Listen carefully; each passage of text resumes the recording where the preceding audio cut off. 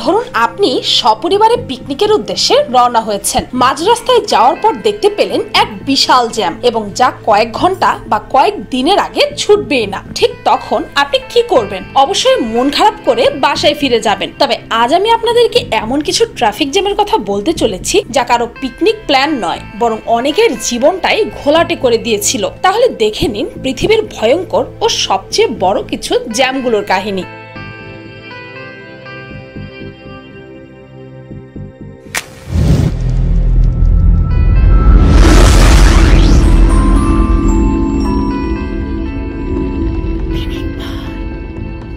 Number 1. Festival of the dead. 12ই August 1990 Japan. সেদিন festival of the dead এর কারণে জাপানের সারা দেশের ছুটির দিন ছিল, আর যার কারণে সকল জাপানিজরা বেরিয়ে পড়ে ছুটির আমেজ নিতে। তবে সেটা এমনই রূপ ধারণ করেছিল যে কাইটো আর শিগা শহরের মধ্যে 135 কিলোমিটারের জ্যাম বেঁধে যায়, যেখানে প্রায় 15,000 গাড়ি পুরোপুরি ফেসেই যায়, আর সেখানে 35 ঘন্টা যাবৎ সেই জ্যাম স্থায়ী থাকে। ভাবতে পারছেন?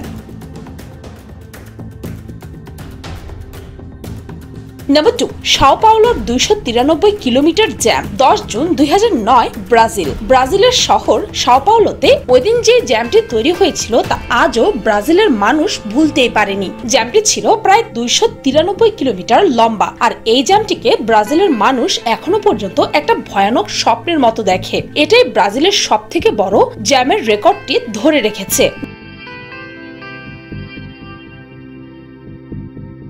Number 3. Woodstock jam. August 1969 USA. এটিকে যদি আপনি পৃথিবীর সব থেকে পুরনো জ্যাম বলেন তাহলে হয়তো কোনো ভুল করবেন না। মিউজিক বা গানপ্রেমী লোকেরা 3 দিনের উডস্টকের কনসার্ট উপভোগ করার জন্য বেরিয়ে পড়ে ব্রেথেলের উদ্দেশ্যে। এর সংখ্যা এতটাই বেশি ছিল যে কনসার্ট স্টেজ পর্যন্ত সম্পূর্ণ ভরে যাওয়ার পরও সেই ব্রেথেলের রাস্তায় হাজার হাজার দর্শক আটকা পড়ে যায়। পরবর্তীতে সেটি এক ভয়ানক জ্যামে রূপ নেয়, যার দৈর্ঘ্য ছিল 32 কিলোমিটার। জ্যামটাও কনসার্টের সাথে 3 দিন সেখানে স্থায়ী ছিল, এবং জ্যামে আটকা পড়া সকল সাধারণ মানুষ তাদের গাড়িতেই 3 দিন জীবন যাপন করে।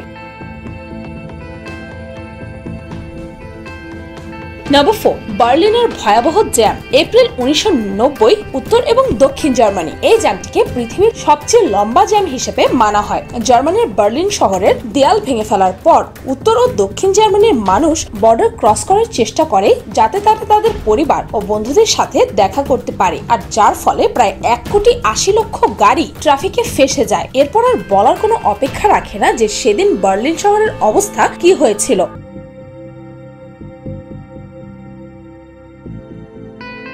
Number 5. ট্রাফিক জ্যামের শহর। মে 2018 ঢাকা বাংলাদেশ। এ শহর জাদুর শহর, প্রাণের শহর ঢাকারে। তবে লেখক একটি লাইন মনে হয় লিখতে ভুলে গেছেন। এই শহর ট্রাফিক জ্যামের শহর, যানজটের শহর ঢাকারে। বাংলাদেশের রাজধানী ঢাকা, আর সেটি হচ্ছে এই বদ্বীপের সব থেকে জ্যামবহুল এরিয়া। আমরা যারা ঢাকার উদ্দেশ্যে রওনা হই তখন 5 মিনিটের রাস্তার জন্য 2 ঘন্টা হাতে নিয়ে বের হই। বাংলাদেশ ছোট্ট একটি দেশ হওয়ার কারণে দীর্ঘতম কোনো জ্যামের রেকর্ড নেই এখানে। তবে প্রত্যেক ঈদে বা পুজো সেটার ঘাটতি অনেকটাই কমে যায়। বিশেষ করে কোরবানির ঈদের দীর্ঘতম কয়েকটি জ্যাম এদেশে সৃষ্টি হয়। তার মধ্যে গাবতলী টু সিংগাইর প্রায় 22 কিলোমিটার জ্যামের সৃষ্টি হয়, যার মধ্যে আটকা পড়ে যায় প্রায় 1 থেকে 1,500 গাড়ি। এই জ্যামটি স্থায়ী হয় প্রায় 6 থেকে 8 ঘন্টা পর্যন্ত। আর এটা কোনো একটি দিনের ঘটনা নয়, এটি এখানে সারা বছরের যত ফেস্টিভ্যাল আছে এর বেশিরভাগ সময় লেগেই থাকে।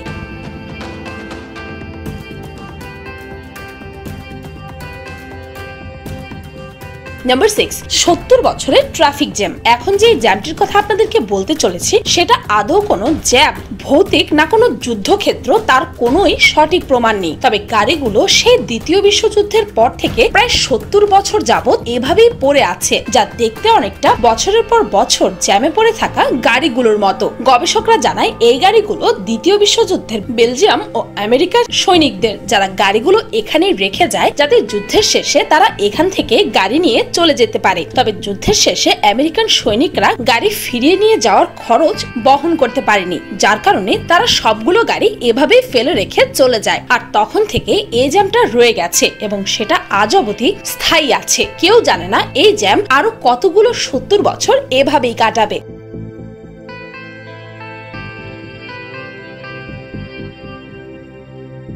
Number 7, China national highway 110।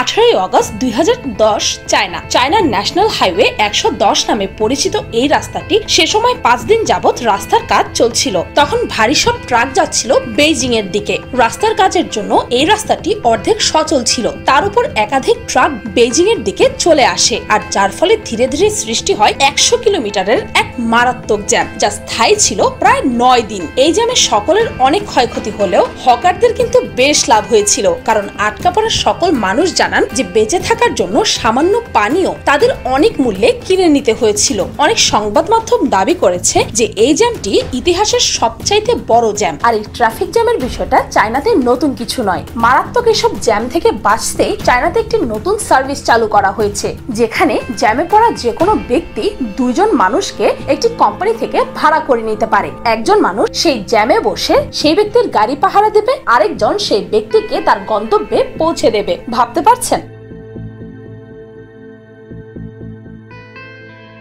Number 8, Suez canal. 15 June 1967 Israel Egypt London থেকে তেল বা যাবতীয় মালামালের কার্গো ইন্ডিয়াতে আসার জন্য এই সুয়েজ ক্যানাল ব্যবহার করা হতো। সে সময় ইসরায়েল এবং ইজিপ্টের সম্পর্ক ছিল সাপ নেউলের ন্যায়। 15 জুন 1967 সালে 15টি কার্গো ভর্তি শিপ সুয়েজ ক্যানাল দিয়ে যাচ্ছিল, আর ঠিক তখনই ইসরায়েল আচমকায় ইজিপ্টের উপর হামলা চালায় আর শুরু হয়ে যায় যুদ্ধ, যার কারণে ইজিপ্ট সরকার সুয়েজ ক্যানাল বন্ধের আদেশ দেয় আর সেই 15 শিপকেও ওইখানেই থেমে যেতে বলে। সেই যুদ্ধে ইজিপ্ট হেরে যায় এবং ইসরায়েল সেনাই পেনিনসুলা দখল নেয়, যার ফলে পুরোপুরি আটকে যায় সেই শিপগুলি। কেউই জানতো না যে এই জ্যাম কবে শেষ হবে। পরবর্তীতে 6 বছর পর ইসরায়েল ইজিপ্ট নিজেদের মধ্যে সমঝোতা করে নেয় এবং সুয়েজ ক্যানাল ছাড়ার অনুমতি দেয়। 2 বছর লেগেছিল সুয়েজ ক্যানাল ঠিক করতে। শেষ পর্যন্ত 5 জুন 1975 সালে সেই জ্যাম শেষ হয় এবং শিপগুলো ছাড়া পায়। এই ট্রাফিক জ্যাম সাধারণত আপনার মন কেড়ে নেওয়ার জন্য, যা এই দেশগুলোতে দৈনন্দিন হয় না বা দৈনন্দিন সমস্যা নয়। আমাদের দেশের ট্রাফিক জ্যাম তো 70 বছর ট্রাফিক জ্যাম থেকেও বড়, যেখানে সকাল থেকে লেগে রাত জীবনটা যেন এটাতে শুরু আর এটাতেই শেষ। আমাদের এই জ্যাম ভাঙার তো একটাই পদ্ধতি, পুলিশ একদিকে পেটালে অন্যদিকে রিক্সা রং সাইডে ঢুকিয়ে দেওয়া। আমাদের মাঝে নিরাপত্তা না থাকার কারণে ঘন ঘন অ্যাক্সিডেন্ট হয়, যার ফলে রাস্তা বন্ধ, আন্দোলন এসব সমস্যার সৃষ্টি হয়। এগুলো অ্যাক্সিডেন্টালি এসব দেশে হয়, যা বর্তমানে এই দেশগুলোতে নেই, কিন্তু আমাদের দেশে বরাবরই আছে। যে জায়গায় যেতে 10 মিনিট লাগার কথা সেখানে যেতে লাগে 2 থেকে 3 ঘন্টা। সময় থেকে জীবনের মূল্য অনেক বেশি, কিন্তু গাড়িওয়ালাদের কাজকর্ম দেখে মনে হয় জীবন থেকে সময়ের মূল্য বেশি। সময়ের কাছে তো নিজের প্রাণটা তাচ্ছিল্যকর মাত্রই। যদি ট্রাফিক আইন, জনসংখ্যার নিয়ন্ত্রণ নিয়ম যদি মানা হয়, তবে এই সমস্যার অবসান ঘটবে। ভিডিওটি এই পর্যন্ত। ফিনিক বাই ফুডের আজকের ভিডিওতে আপনাদেরকে দেখাবো কিভাবে মাত্র 10 মিনিটেই আপনি সুজি দিয়ে সুস্বাদু মিষ্টি বানাতে পারবেন।